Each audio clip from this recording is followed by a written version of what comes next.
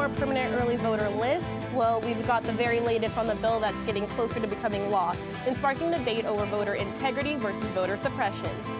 My personal cell phone, I probably got about 9,000 text messages, about 20,000 emails, and hundreds of phone calls. Plus, threats against politicians are on the rise, with nearly 3 in 10 Americans in support of using violence to protect the country. And later this half hour on Break It Down, the success behind the hit show RuPaul's Drag Race. Cronkite News starts now. Good evening and welcome to Cronkite News on Arizona PBS. I'm Stonah Meadows. And I'm Ivy Ward. Thank you for joining us. Yesterday, the House passed SB 1485, which is a bill that potentially could eliminate 150,000 voters from the permanent early voting list. In response, Arizona Democratic leaders are speaking out at a news conference today. Julia Sanders joins us now with reaction from the Arizona Secretary of State. Today, Arizona political figures and groups shared their response to SB 1485. It brings back the question that has been continuously asked across the state for weeks.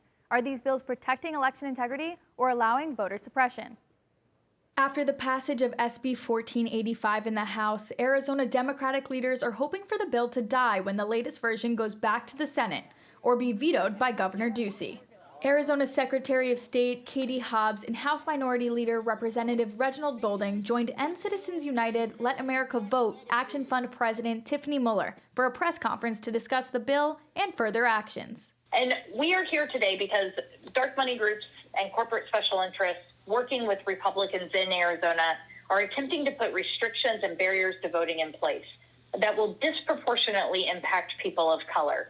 And it's an egregious attempt to hold on to power. They say if the bill passes, an estimated 150,000 people would be kicked off the permanent early voting list if they don't cast a ballot in 4 election cycles. The permanent early vote list was a huge innovation in the system, which has enjoyed tremendous success. About 75% of Arizona's voters are signed up on the permanent early vote list, meaning they receive a ballot for every election they're eligible to vote in. Senator J.D. Mesnard is one of the Arizona senators who is supporting bills such as SB 1485.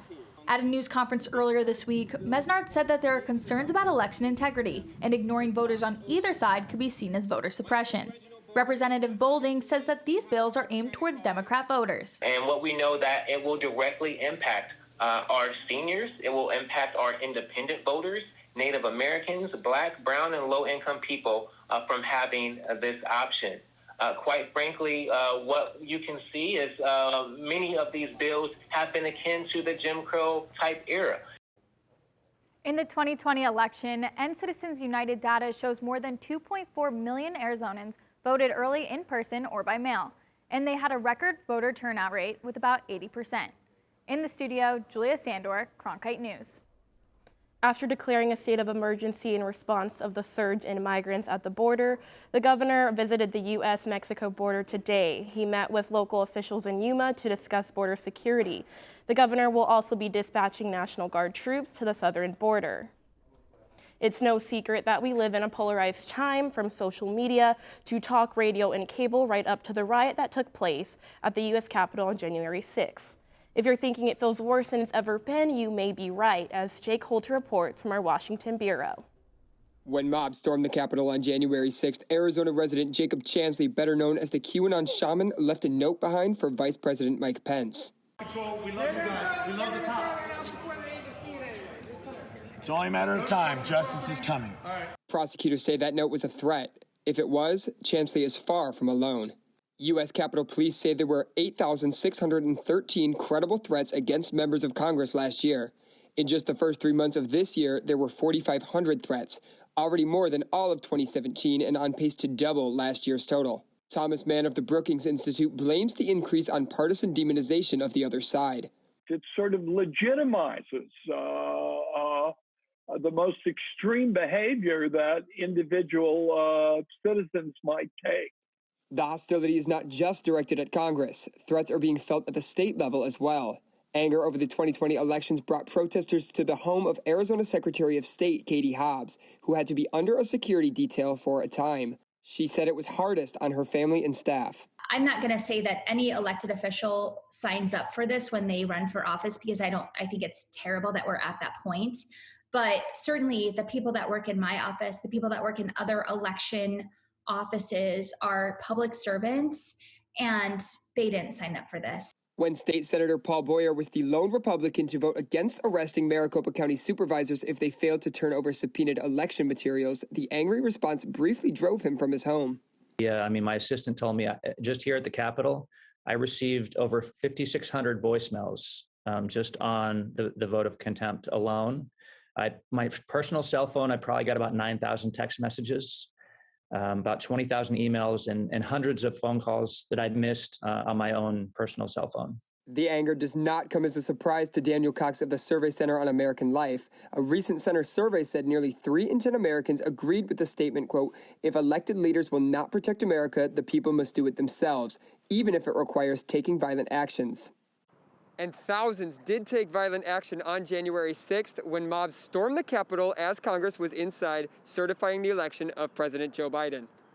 There was a lot of anxiety by people and fear, which is appropriate. You could hear a gunshot right outside the chambers. You could start to smell the gas. Republicans were more likely to support resorting to violence than Democrats in Cox's survey, 39% to 17%. But Arizona Congresswoman Debbie Lesko says it's not a partisan issue. You know, we have to all work together. I certainly have differences with some of my Democratic colleagues on major issues, but I think we should all treat each other with respect. But Cox said America still has work to do before it can reach that point of respect again. We've got to shut down some of this worse rhetoric about the other side represents some malign force in society that needs to be destroyed, right? The political rhetoric has just got to be dialed down. In Washington, Jay Coulter, Cronkite News. It's been a little more than 100 days since that attack on the Capitol. The Justice Department says that more than 400 people have been arrested so far in connection with it. An investigation is continuing. At least 4 people from Arizona have been charged, including Jacob Chansley, the so-called Q shaman. At-home COVID-19 rapid tests will soon be available for purchase. They're called Binax Now self-tests and can be bought without a prescription. It can be used on children as young as 2 years old and gives results in about 15 minutes.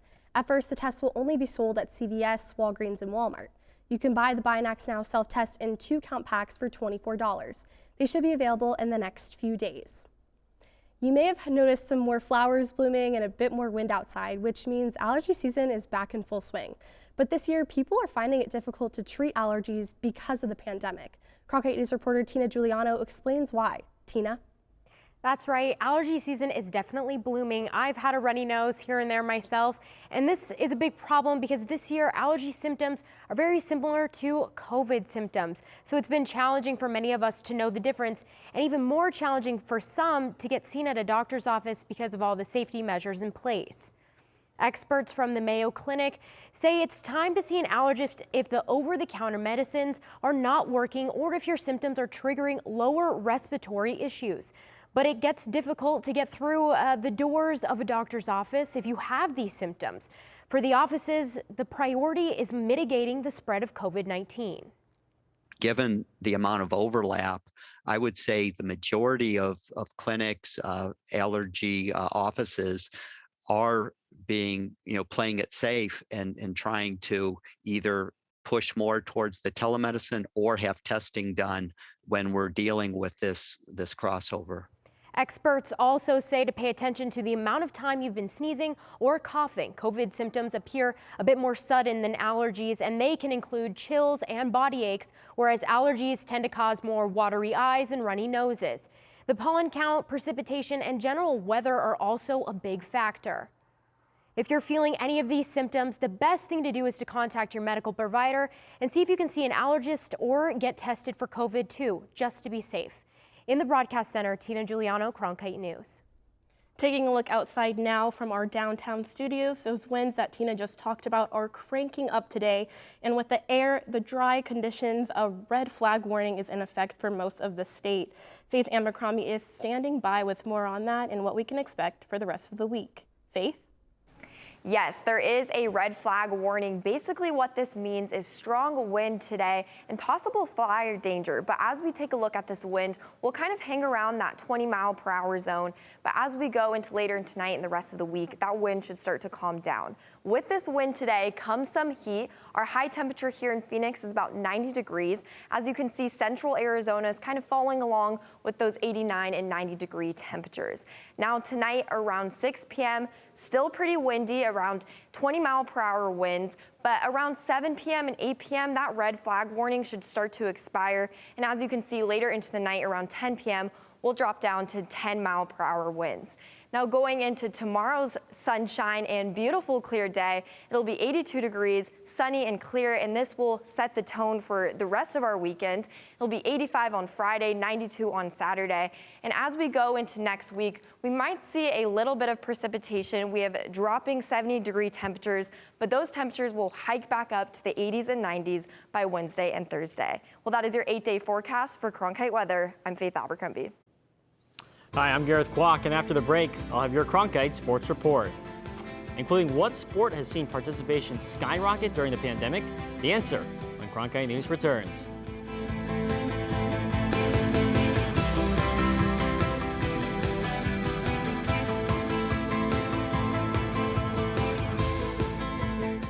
Ready to watch the best of PBS anytime, anywhere, on nearly any device? It's easy with the free PBS Video app. Simply download the PBS Video app on your mobile or streaming device. Now you can watch the latest PBS episodes or catch up on the shows you missed. And when you support your local station, you can get PBS Passport, giving you access to more episodes, more specials, more of what you love.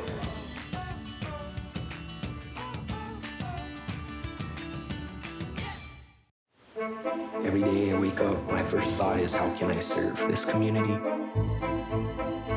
The biggest hurdle was not taking PTSD personally. Would you welcome, please, the amazing. Everybody that watches this, they say that I am the greatest that they've ever seen.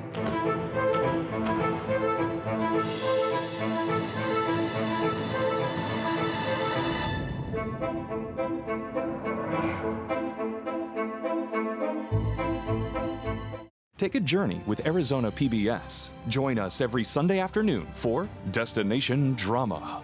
Watch all your favorite PBS dramas like Grantchester. I'm William Davenport, new vicar of Grantchester. Poldark. Nothing in my life has meaning without you. And Victoria. I know that I'm young, but I know my duty. And if you missed a recent primetime drama, we'll help you catch up on those too. Destination Drama. Every Sunday afternoon at 1. Only on Arizona PBS. Cronkite News is more than your local news station. Through our innovative ideas, we create new ways to connect with our viewers and have their stories be heard. Our cutting-edge technology allows us to take a deeper dive into seeking the truth and delivering new perspectives.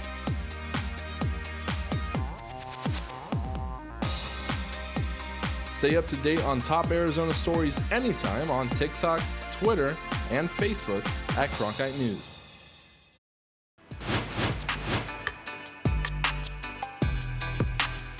Welcome back. I'm Gareth Kwok with your Cronkite Sports Report. The conviction of Derek Chauvin on all counts sparked conversation and reaction across the nation, and across sports, that was no different. A multitude of teams and athletes joined the discussion. Around the Valley, teams issued statements following the verdict. The Suns and Mercury released a joint statement supporting the ruling while continuing their commitment to marginalized communities. Mercury guard Kia Nurse shared her sentiment on Twitter. It's been a roller coaster year for head coach Tracy Smith and for Arizona State baseball, as the team currently sits at 20 wins and 11 losses, but are outside of the top 25, as they recently lost a weekend series to Stanford. But this week, it's been a baseball battle for Phoenix, as the Sun Devils are in the midst of a 2-game series with the GCU Lopes. Last night, the Devils took the win at home by a score of 13-10, and tonight, the Lopes will host the Devils as they look to avenge their defeat. The Lopes sit just behind Cal Baptist for first place in the Western Athletic Conference. After the game, head coach Tracy Smith was proud of the fight his team showed on Tuesday. We put the double midweek. It was with the idea we were going to have full staff. And so it's not the most ideal situation for us. But, you know, what I love about that is we still found a way to win. And the guys, as you know, fatigued or tired or whatever that they are, they still competed and they still battled. The Surprise Tennis Complex has hosted many events over the years, including a national championship tournament for the United States Tennis Association. Reporter Zachary Larson tells us how the event has become more popular than ever. The COVID-19 pandemic did not benefit most sports, but for the United States Tennis Association, the sport of tennis grew in popularity. We actually saw tennis across the United States grow just in general. We had about 4 million more people playing tennis in 2020 than in previous years. The USTA hosts events like the National Tennis Rating Program Championships every year, which features players like Rafael Garcia, who competes out of a passion for the sport. It's something that I work for, something that I have to earn. And when I get to this place, I feel fulfilled. The City of Surprise has been hosting events for the USTA since the tennis facility's inception in 2007, thanks to its pristine condition and unique layout that allows fans to view all 25 courts in close proximity. They come here because of the quality, the way the courts are maintained. There's, we keep things new, constant resurfacing, all that kind of stuff.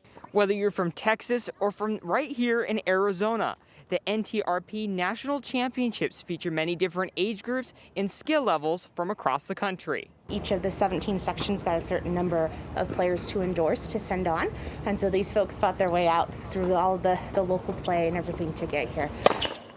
There are over 1,000 players competing in this year's Adult National Championships event, ranging from high-level players to those just beginning, making the Surprise Tennis Center an ideal place for the event. Arizona has fantastic weather.